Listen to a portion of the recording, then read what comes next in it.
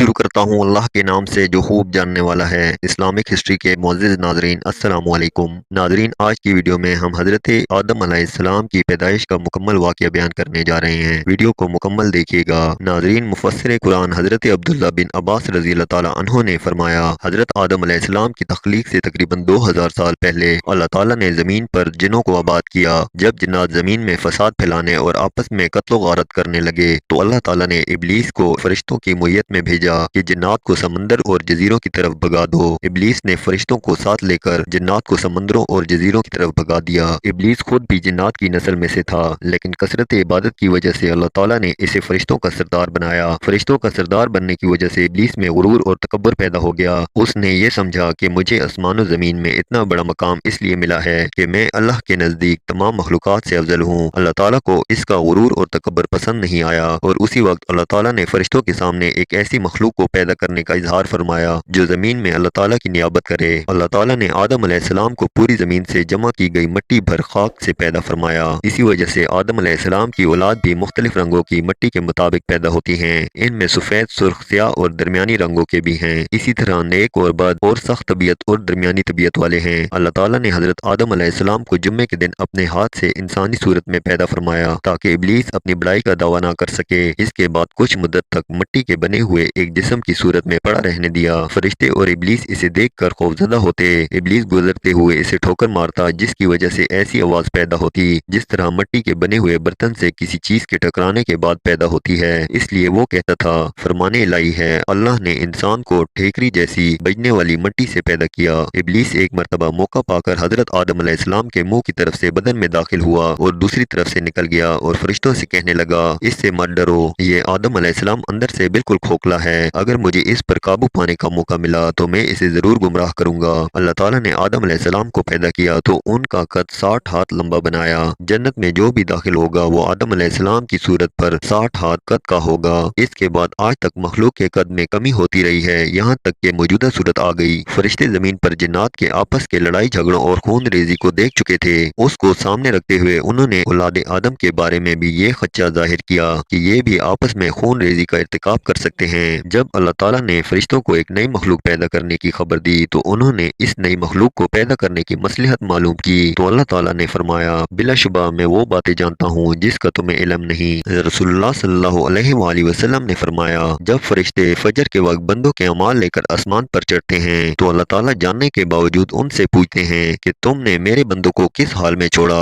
فرشتے جواب دیتے ہیں کہ جب ہم گئے وہ نماز عصر میں مصروف تھے اور جب واپس آئے تب وہ نماز فجر میں مصروف تھے۔ یعنی فرشتوں کو جس مصلحت و حکمت کی جستجو تھی وہ انہیں انسان کے عبادت میں مصروف ہونے کی صورت میں دکھائی جاتی ہے۔ اللہ تعالیٰ نے حضرت آدم علیہ السلام کے جسم میں روح پھونکنے سے پہلے ہی فرشتوں کو اس بات کا پابند کر دیا تھا کہ جیسے ہی میں آدم علیہ السلام کی تخلیق مکمل کر کے اس میں روح ڈال دوں تو تم ان کے سامنے سجدہ تعظیمی میں گر جانا۔ جب اللہ تعالیٰ نے حضرت آدم علیہ السلام کی مکمل شکل و صورت بنانے کے بعد اس میں روح ڈال دی تو فرشتے اللہ تعالیٰ کے حکم کی تعمیل کرتے ہوئے فوراً حضرت آدم علیہ السلام کے سامنے سجدے میں گر گئے۔ اور یاد کیجئے، جب آپ کے رب نے فرشتوں سے فرمایا کہ میں انسان کو کالی سڑی ہوئی کھنکھناتی مٹی سے پیدا کرنے والا ہوں، لہٰذا جب میں اسے پورا بنا لوں اور اس میں اپنی روح پھونک دوں تو تم سب اس کے آگے سجدہ ریز ہو جانا۔ بس تمام فرشتوں نے سجدہ کیا۔ جب حضرت آدم علیہ السلام میں روح ڈال دی گئی تو انہیں چھینک آئی، جس پر انہوں نے الحمدللہ رب العالمین کہا۔ اللہ تعالیٰ نے جواب میں فرمایا، اللہ آپ پر رحم کرے۔ حضرت آدم علیہ السلام کی عزت و تکریم کرتے ہوئے اللہ رب العزت نے انہیں اپنے مبارک ہاتھوں سے تخلیق فرمایا اور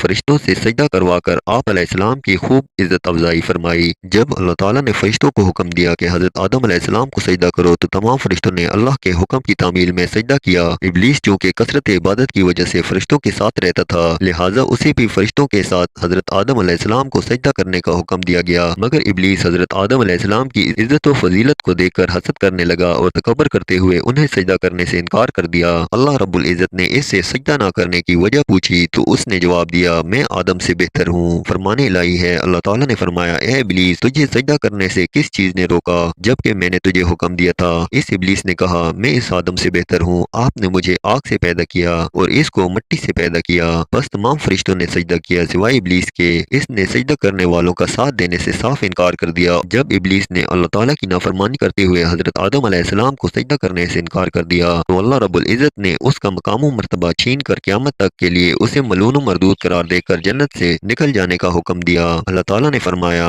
اے ابلیس، تو یہاں جنت سے نکل جا، بے شک تو مردود ہے، بلا شبہ قیامت کے دن تک تجھ پر میری لعنت برستی رہے گی۔ جب ابن آدم قرآن مجید میں سے سجدہ والی آیت تلاوت کرنے کے بعد سجدہ کرتا ہے تو شیطان ایک طرف ہو کر رونے لگتا ہے اور کہتا ہے، ہائے افسوس، ابن آدم کو سجدہ کرنے کا حکم ہوا تو اس نے سجدہ کر لیا، اس لیے اسے جنت ملے گی، مجھے سجدہ کرنے کا حکم ہوا تو میں نے انکار کر دیا، اس لیے مجھے جہنم ملے گی۔ حضرت آدم علیہ السلام کو اللہ تعالیٰ نے اپنے ہاتھ سے تخلیق فرما کر بلند مرتبہ عطا کیا اور فرشتوں سے سجدہ کروا کر آپ علیہ السلام کے شرف و منزلت پر مہر تصدیق لگا دی۔ پھر آپ علیہ السلام کو مختلف چیزوں کے نام سکھا کر فرشتوں پر علمی برتری ثابت کی۔ جب اللہ عز و جل نے وہی نام فرشتوں سے پوچھے تو فرشتوں نے عرض کیا، ہمیں تو صرف وہی علم ہے جو آپ نے ہمیں عطا کیا ہے، اور اللہ نے آدم علیہ السلام کو تمام اشیاء کے نام سکھا دیے۔ پھر ان چیزوں کو فرشتوں کے سامنے پیش کیا اور فرمایا کہ مجھے ان چیزوں کے نام بتاؤ اگر تم سچے ہو۔ ان سب نے کہا، اے اللہ، آپ کی ذات ہر عیب سے پاک ہے، ہمیں تو صرف اتنا ہی علم ہے جتنا آپ نے ہمیں سکھایا ہے، بے شک آپ کامل علم حکمت والے ہیں۔ اللہ تعالیٰ نے فرمایا، اے آدم، انہیں فرشتوں کو ان چیزوں کے نام بتاؤ۔ جب آدم علیہ السلام نے انہیں ان چیزوں کے نام بتا دیے تو اللہ نے فرمایا، کیا میں نے تم سے نہیں کہا تھا کہ میں ہی زمین و آسمان کا غیب جانتا ہوں، اور میں جانتا ہوں جو کچھ تم ظاہر کر رہے ہو اور جو کچھ چھپا رہے ہو۔